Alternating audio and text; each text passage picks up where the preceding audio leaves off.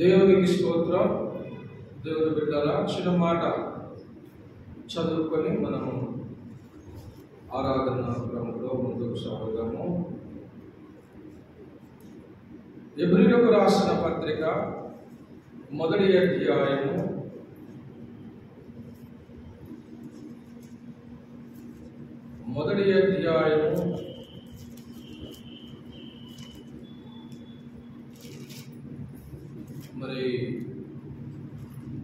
2-3 వచనాలు ఉన్నాయి. చదువుదాం. ఈ దినముల అంతమందు కుమారుని ద్వారా మనతో మాట్లాడెను. ఆయన ఆ కుమారుని సమస్తమునకు వారసునిగా నియమించును. ఆయన ద్వారా ప్రపంచములను నిర్మించును. ఆయన దేవుని మహిమ యొక్క తేజస్సును ఆయన తత్వం యొక్క మూర్తిమంతమునై ఉండి తన మహత్తు గల మాట చేత సమస్తమును నిర్వహించుచు మన పాపముల విషయంలో శుద్ధీకరణను తానే చేసి దేవదూతల కంటే ఎంతో శ్రేష్టమైన నామం పొందారు. దేవునికి స్తోత్రం కలుగుగాక. దేవుని బిడ్డలారా, చదవబడిన వాక్యమును కొద్ది నిమిషాలు మనము గమనించి చూసినట్లయితే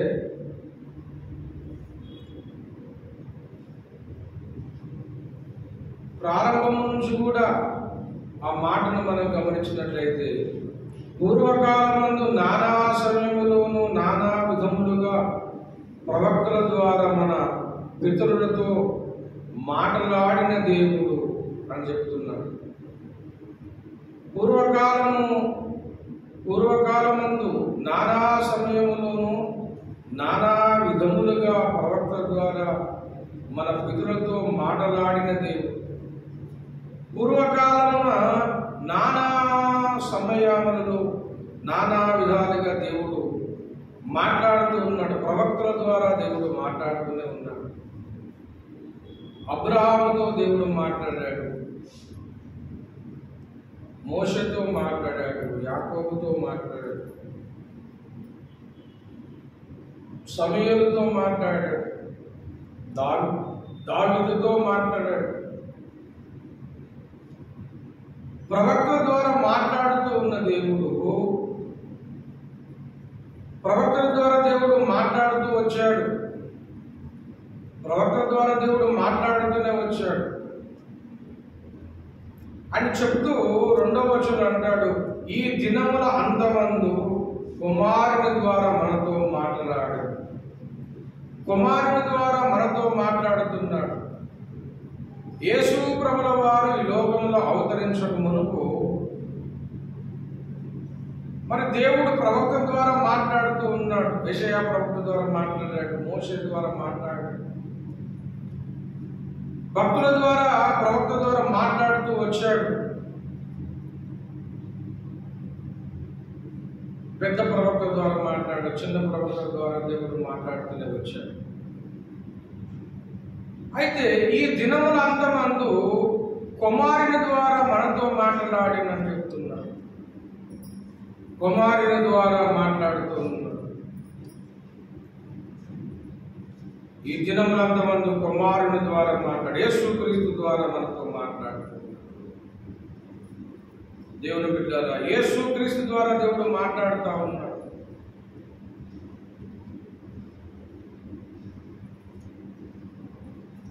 తన కుమారుని ద్వారా మనతో మాట్లాడాడు. కుమారుని ద్వారా మాట్లాడాడట. కుమారుని ద్వారా మాట్లాడాడు, కుమారుని ద్వారా మాట్లాడాడు అని చెప్తున్నాడు. కుమారుని ద్వారా మాట్లాడడం అనేది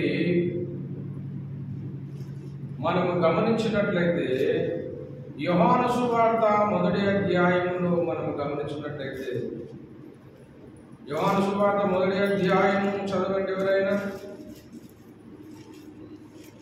ఆదియందు వాక్యము ఉండెను, వాక్యము దేవుని యొద్ద ఉండెను, వాక్యమే దేవుడై ఉండెను. ఆయన ఆదియందు దేవుడై ఉండెను. సమస్తం ఆయన మూలముగా కలిగినది ఆయన లేకుండా కలగలేదు అని చెప్తాను. ఆదియందు వాక్యం ఉండెను అని చెప్తున్నాడు. ఆదియందు వాక్యం ఉండెను, వాక్యము దేవుని యొద్ద ఉండెను, వాక్యమే దేవుడై ఉండెను అని చెప్తూ 14వ వచనం చూడండి. వాక్యము దేవుని యొద్ద ఉండెనన్నాడు.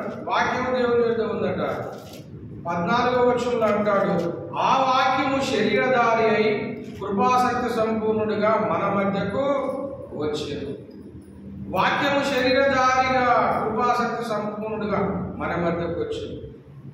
వాక్యము దేవుని యొద్ద ఉన్నాడు. ఆ వాక్యము శరీరం దాల్చుకొని మన మధ్యలోకి వచ్చింది అంటే అర్థం ఏంటి? వాక్యము దేవుని యొద్ద ఉంది. వాక్యం అనగా యేసు ప్రభుల వారు. వాక్యం అనే నామం ఆయనకు ఉంది. ఆదియందు వాక్యం ఉండెను అంటే ఆదియందు యేసయ్య ఉన్నాడు.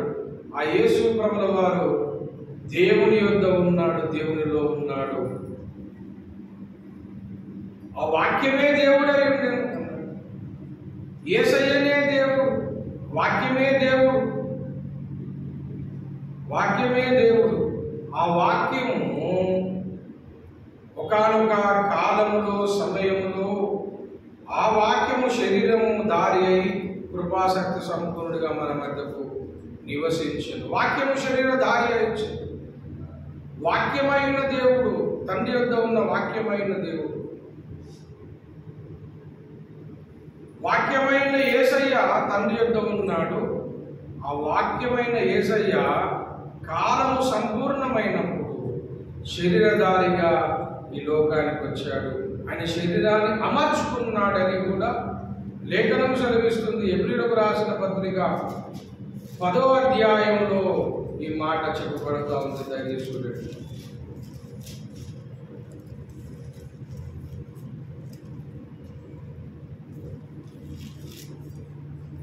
4వ వచనం చదువుతాను. ఏలైనగా ఎడ్లయకో మేకలయకో రక్తము పాపము తీసివేయుట అసాధ్యం. కాబట్టి ఆయన ఈ లోకమందు ప్రవేశించినప్పుడు ఇలాగూ చెప్పుచున్నాడు, బలియు అర్పణ నీవు కోరలేదు గాని నాకొక శరీరమును అమర్చితివి. నాకొక శరీరాన్ని అమర్చావు, నాకొక శరీరమును అమర్చావని ఎవరు అంటున్నారు? యేసు ప్రభుల వారు. నాకొక శరీరమును అమర్చితివి అన్నాడు. వాక్యమైన యేసయ్య కాలం సంపూర్ణమైనప్పుడు భూమి మీద 2000 సంవత్సరాలప్పుడు శరీరము దాల్చుకొని అనగా మరియమ్మ గర్భము ధరించి మరియమ్మ కడుపులో శరీర దారిగా ఈ లోకాన్ని అవతరించాడు. శరీరము అమర్చుకున్నాడు అంటే శరీరము ధరించాడు. ఒక మానవునిగా ఈ లోకంలో జన్మించాడు. శరీరం అమర్చుకున్నాడు. వాక్యమైన యేసయ్య, ఆ వాక్యమైన యేసయ్య ఒక దినమున శరీరాన్ని అమర్చుకున్నాడు. ఒక అంగిని మనం దొరుకున్నట్లుగా శరీరమును ఆయన ధరించుకొని శరీర రీతిగా శరీర ఆకారంలో మానవ ఆకారంలో మనుషుడిగా ఈ లోకంలో పుట్టాడు. కనుక ఇక్కడ చెప్పబడుతున్న మాట, ఈ దినములో అంతమంది కుమారుని ద్వారా మనతో మాట్లాడారు అంటే అర్థమంటే యేసుక్రీస్తు ప్రభుల వారు వాక్యమైన యేసు ఒక దినమున శరీరం దాల్చుకొని వచ్చాడు. ఆయన మనతో మాట్లాడాడు. ఆయన వాక్యం మనతో మాట్లాడుతూ ఉంది. ఆ వాక్యం ఏం చేస్తూ ఉంది అంటే ఆ వాక్యము అనగా యేసు ప్రభుల వారు. ఆ యేసు ప్రభుల వారు ఏం చేశాడయ్యా అంటే గమనించినట్లయితే అక్కడ చెప్తా ఉన్నాడు, ఆయన కుమారుని సమస్తమునకు వారసునిగా నియమించి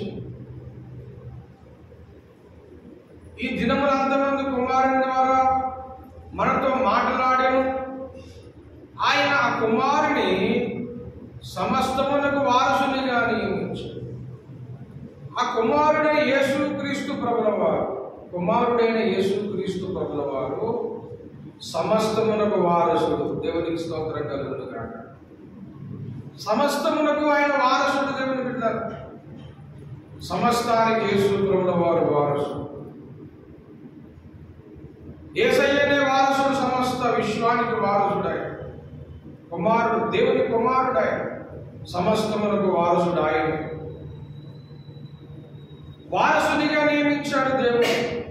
సమస్తమును యేసయ్యది. సకల విశ్వమునకు రాజు యేసు. సకల బ్రహ్మాండానికి, విశ్వానికి చక్రవర్తి యేసు. సమస్తమును అధికారి ఆయన, దేవుడు ఆయన. దేవుని బిడ్డలారా, ఆయన ద్వారా ఇక్కడ చెప్పబడుతున్న మాటను చూడండి. సమస్తమును వారసునిగా నియమించును. సమస్తానికి, సకల విశ్వానికి యేసు ప్రభుల వారు వారసుడు అని చెబుతూ ఆయన ద్వారా ప్రపంచమును నిర్మించెను. ఆయన ద్వారా, యేసు ప్రభుల ద్వారా సకల ప్రపంచములు దేవుడు నిర్మించాడు. సృష్టికి శిల్పకారుడు. ఈ సృష్టిని, భూమి ఆకాశ సకల బ్రహ్మాండాన్ని, పంచభూతములను, విశ్వమును కలగజేసిన వాడు యేసు ప్రభుల. ఆయన ద్వారా ప్రపంచమును నిర్మించును అని లేఖనము సెలవిస్తా ఉంది. దేవుని బిడ్డ, ప్రపంచాలను ఆయన ద్వారా, యేసయ్య ద్వారానే దేవుడు నిర్మించాడు. యేసు ప్రభుల వారి శిల్పకారుడు. యేసు ప్రభుల వారి ఒక ఇంజనీర్ అన్నమాట. ఆయన నిర్మించాడు. సకల విశ్వాన్ని ఆయన నిర్మించాడు. తర్వాత అంటున్నాడు, ఆయన దేవుని మహిమ యొక్క తేజస్సు. ఆయన దేవుని యొక్క మహిమ తేజస్సు. ఆయన అంటే మరి యేసు ప్రభుల వారు.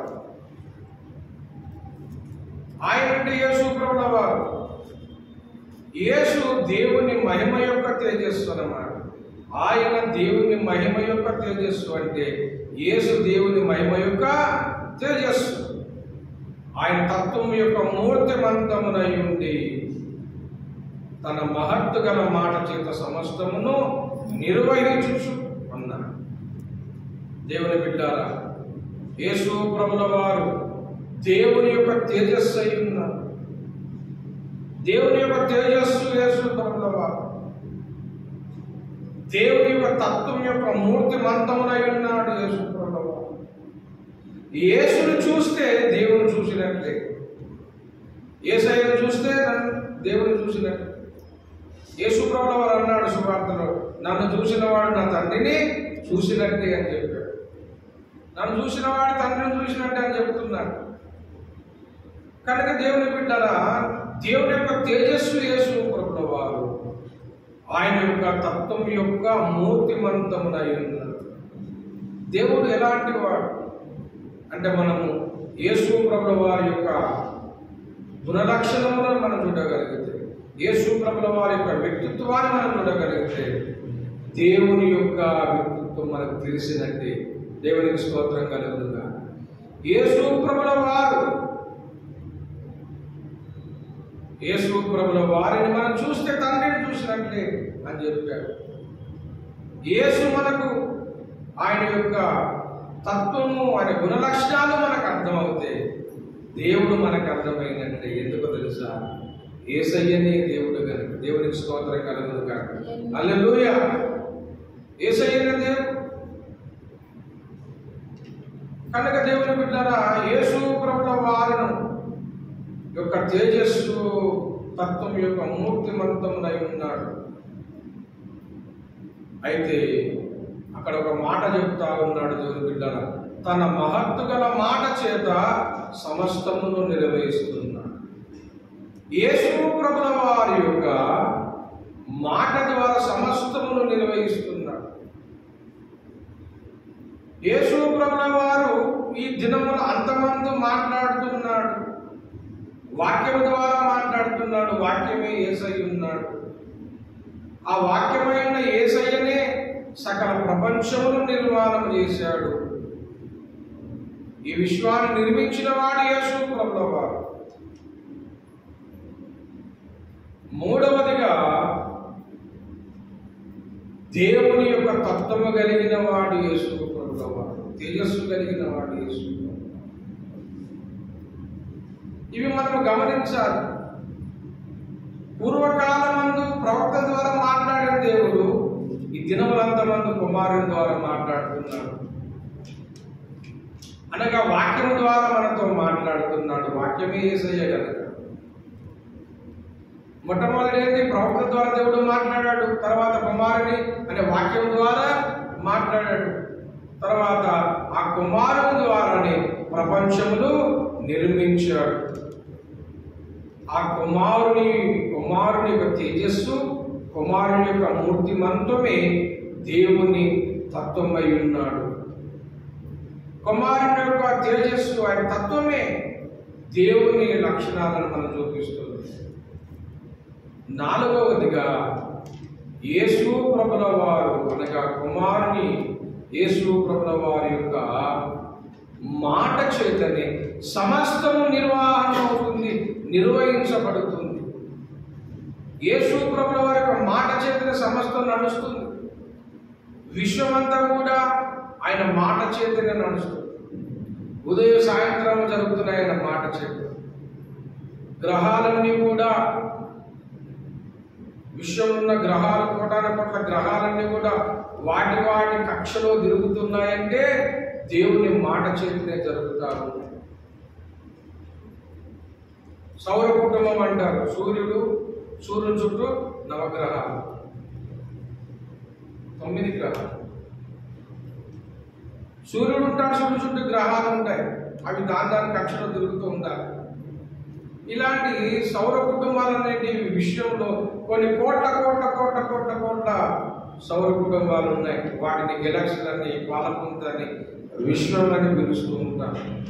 ఇలాంటి విశ్వమంతా కూడా యేసయ్య మాట చేతనే, ఆ సర్కిల్లో ఆయన మాట చేతనే సరైన క్రమములో అది నడుస్తూ ఉంది. విశ్వమంతా, విశ్వచక్రమంతా కూడా దేవుని మాట అనగా యేసు ప్రభుల వారి మాట చేత నడుస్తూ ఉంది, నిర్వహించబడుతూ ఉంది. ఎప్పుడు ఏ విధంగా అది కదలాలో కదులుతుంది. ఇదంతా యేసయ్య మాట ద్వారా జరుగుతుంది. యేసయ్య మాట ద్వారా జరుగుతుంది. ఎందుకోసమో తెలుసా? ఇవన్నీ కూడా వాటి కక్షలో ఆ విధంగా నడవడానికి కారణము యేసయ్యనే వాటికి ఆధారం అన్నమాట. దేవునికి స్తోత్రం కలుగుతుంది. యేసు ప్రభుల వారి యొక్క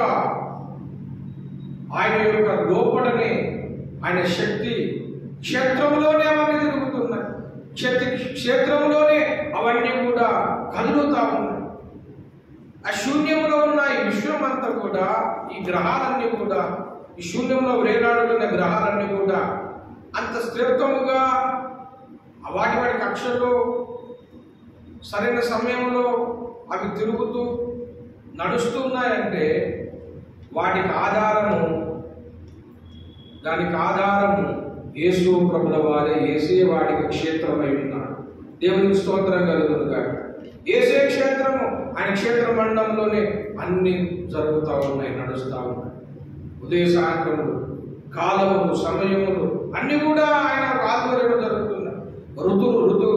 ఋతువులు కూడా ఆయన కాలంలో జరుగుతున్నాయి. వాటి కాలములు జరుగుతున్నది కూడా యేసు యొక్క ఏలుబడిలోనే, యేసు యొక్క క్రమములోనే ఆయన చెప్పినట్లుగానే అవి నడుస్తూ ఉన్నాయి. దేవుడి బిడ్డలారా, ఒక విషయాన్ని నేను సెలవు తీసుకుంటాను. ఏంటంటే, దేవుడి బిడ్డలారా,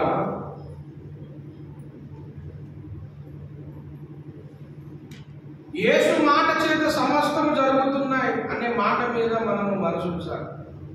ఆయన మాట చేతనే సమస్తం జరుగుతున్నాయి. విశ్వమంతా ఆయన మాట చేత జరుగుతుంది. ప్రపంచం యొక్క మానవాళి మనుగడ కూడా ఆయన మాట చేత జరుగుతూ ఉంటుంది. ప్రపంచంలో జరుగుతున్న ప్రతి విధమైన పరిస్థితులు కూడా ఆయనకు తెలిసే జరుగుతున్నాయి, ఆయన అనుకున్నట్టే జరుగుతున్నాయి. ఆయనకు తెలిసి జరుగుతున్నాయి, అనుకున్నట్టే జరుగుతున్నాయి. ఎవరం కూడా ఆశ్చర్యపోనవసరం లేదు, ఎవరు కూడా ఆందోళన పడనవసరం లేదు, ఎవరు కూడా కంగారు పడనవసరం లేదు. ఎవరు ఎన్ని విధాలుగా చెప్పినా ఈనాడు రకరకాల అభిప్రాయాలు వస్తూ ఉన్నాయి, రకరకాల మాటలు వినబడుతూ ఉన్నాయి. కానీ దేవుని బిడ్డలారా, ఎవరు ఏమి చెప్పినా బైబిల్ మాట నెరవేరి తీరుతుంది. బైబిల్ మాట నెరవేరి తీరుతుంది. ఆయన మాట నిరర్థకం కాదు. బైబిల్ చెబుతున్న మాటలు ఈ దినమున మనము చూసినట్లయితే ప్రపంచంలో, విశ్వంలో అంతటా కూడా బైబిల్ చెప్పినట్టుగానే జరుగుతూ ఉన్నాయి. దేవునికి స్తోత్రం కలుగుతుంది. వాక్యంలో రాయబడినట్టుగానే జరుగుతున్నాయి అంటే అర్థం ఏంటి? యేసు ప్రభువు వారు చెప్పినట్టుగానే జరుగుతున్నాయి. ప్రపంచ మనుగడ ఆ విధంగా జరుగుతుంది. విశ్వంలో జరుగుతున్న వింతలు యేసయ్య చెప్పినట్లే జరుగుతూ ఉన్నాయి. ఈనాడు రాజకీయాలు యేసయ్య చెప్పినట్లే జరుగుతూ ఉన్నాయి. భూకంపాలు కానీ, వరదలు కానీ, విపత్తులు కానీ జరుగుతున్న ప్రపంచంలో వింతలు కానీ, భయంకరమైన పరిస్థితులు కానీ, ఇవన్నీ కూడా దేవుని వాక్య ప్రకారమే యేసయ్య చెప్పినట్టే జరుగుతూ ఉన్నాయి. ఎవరు ఒప్పుకున్నా ఒప్పుకోకపోయినా, ఎవరు ఏమనుకున్నా దేవుని వాక్యము నెరవేరు తీరుతుంది.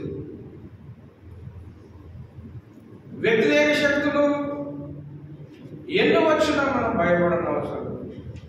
వ్యతిరేకులు ఎన్ని మాట్లాడినా మనం భయపడని అవసరం లేదు. ఎవరు ఎన్ని చెప్పినా, వాళ్ళు ఎంతగా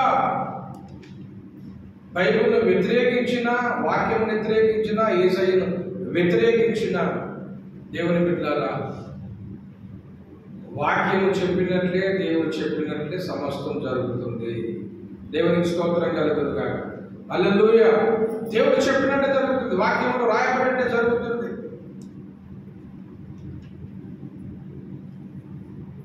ఎవరు ఒప్పుకున్నా ఒప్పుకోయినా వాక్యం చెప్పినట్టు జరుగుతుంది. దీనిని బట్టి మనము కంగారు పడని అవసరం లేదు. మనము దీనిని బట్టి దేవుణ్ణి స్తుతించాలి. దేవుని స్తుతించాలి. ఎందుకో తెలుసా? నా దేవుడు చెప్పినట్టుగా జరుగుతున్నది కనుక. హల్లెలూయా, హల్లెలూయా.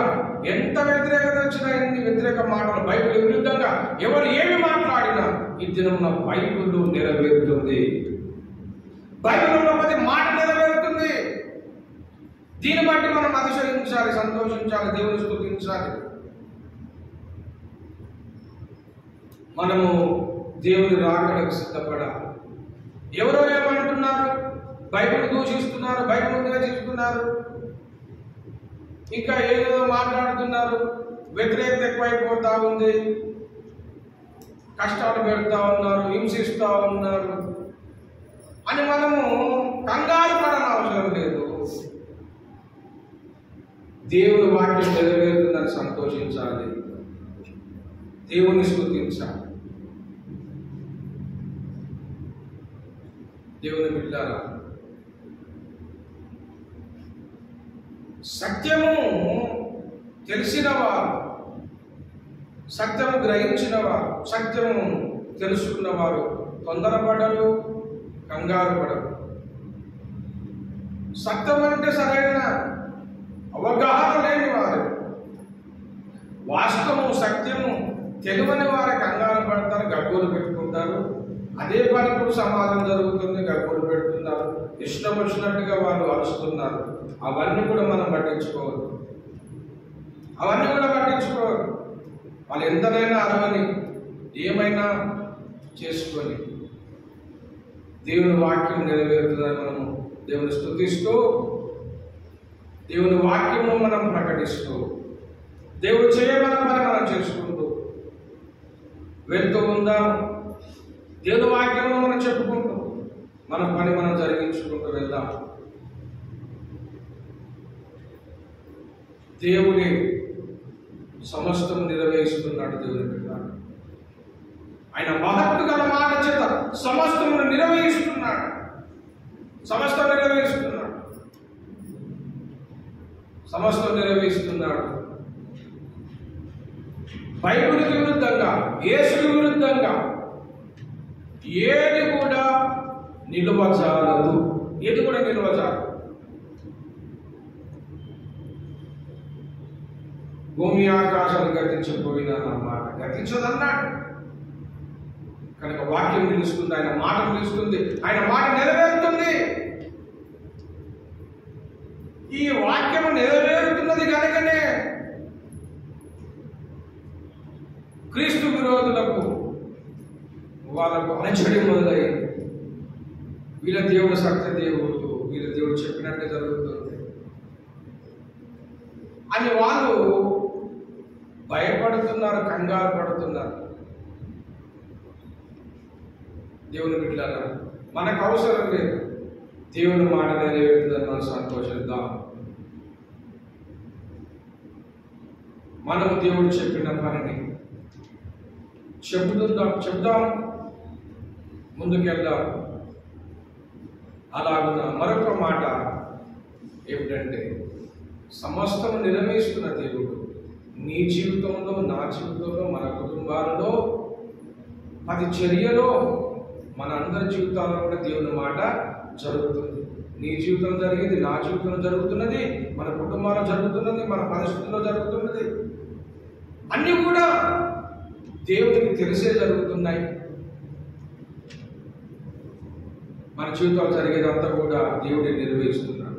నీ బ్రతుకులో జరిగే ప్రతిదీ కూడా, నా బ్రతుకులో జరిగే ప్రతిదీ కూడా, మన కుటుంబం పరిస్థితి, మన జీవితాలు, మన పరిస్థితులు అన్నీ కూడా ఎందుకు ఇలా జరుగుతున్నాయని మనము కంగారు పడనవసరం లేదు. అవన్నీ కూడా నీ బ్రతుకును, నా బ్రతుకును, మన కుటుంబాలను అన్నీ కూడా నిర్వహించేవాడు యేసయ్య. యేసయ్యని నిర్వహిస్తున్నాడు కనుక నిశ్చితంగా ఉండి ప్రార్థన చేస్తూ సమస్తమును, అమ్మా ఏమన్నాడు? రోమపత్రిక 8వ అధ్యాయంలో ఏమన్నాడు? 28లో దేవుని ప్రేమించు వారి కనుక ఆయన సంకల్పం చొప్పున పిలువబడిన వారికి మేలు కలుగుటకు సమస్తము సమకూడి జరుగుతున్నవి. దేవుని స్తోత్రం కలుగును గాక. దేవుని ప్రేమించిన వారికి అనగా ఆయన సంకల్పం ప్రకారం పిలువబడిన వారికి మేలు కలగడానికి సమస్తం జరుగుతున్నాయి. నీ జీవితం జరిగేది, నా జీవితం జరిగేది, మన కుటుంబాలు జరిగేది, మన బ్రతుకులు జరుగుతున్నంతా కూడా దేవుని బిడ్డారా మన మేలుకే, మన మంచికి సమస్తం జరుగుతున్నాయి. సమస్తమును మన మేలుకే సమకూడి జరుగుతున్నాయి. దేవుడు జరిగిస్తున్నాడు, మన దేవుడు జరిగిస్తున్నాడు కనుక అంత గొప్ప దేవుడు మన దేవుడు అయి ఉన్నాడు కనుక మనము ధైర్యం తెచ్చుకుంటూ, దేవుని స్తుతిస్తూ, ఇంకా దేవుడు బలపడుతూ, దేవుని శక్తితో అభిషేకంతో నింపబడుతూ, దేవునికి విధేయులై నమ్మకస్తులై దేవుడు మనకు అప్పగించిన పని భూమి మీద మనము చేద్దాము. దేవుని రాజ్యం కోసము మనము, దేవుని రాజ్య నిర్మాణం కోసము మనం ముందుకు సాగుతాము. దేవుని చిత్తం కోసం మనం బ్రతుకుదాము. అప్పుడు దేవుని దగ్గర గొప్ప బహుమానం ఉంటుంది. దేవుని పిల్లల అటు కృప మనకందరికీ దేవుడు దయచేయును గాక. దేవుడి మాటలు మనం ఇక్కడ దీవించుగాక. ప్రార్థన చేసుకుందాం. తలడం వచ్చండి. ప్రేమ కలిగిన మా పరిశుద్ధ పరమ తండ్రి యేసయ్య, నీకు స్తోత్రములు ప్రభువా. ఇంతవరకు నాయన మాతో మాట్లాడేది వందనాలు చెల్లిస్తున్నాం ప్రభువా. నీ మహత్తు గల మాట సమస్తమును నిర్వహిస్తున్నాం ప్రభువా. పూర్వకాలం ప్రభుత్వంతో మాట్లాడిన ఇద్దరంతమంది నీ కుమారుని ద్వారా, నీ వాక్యము ద్వారా, వాక్యము చేత మాట్లాడాడు. నీ కుమారుని ద్వారా సకల విషయాన్ని నిర్మాణం చేశావు ప్రభువానికి స్తోత్రము తండ్రి. నీ కుమారుని ఒక మహిమయు తేజస్సు తత్వమై ఉన్నారు.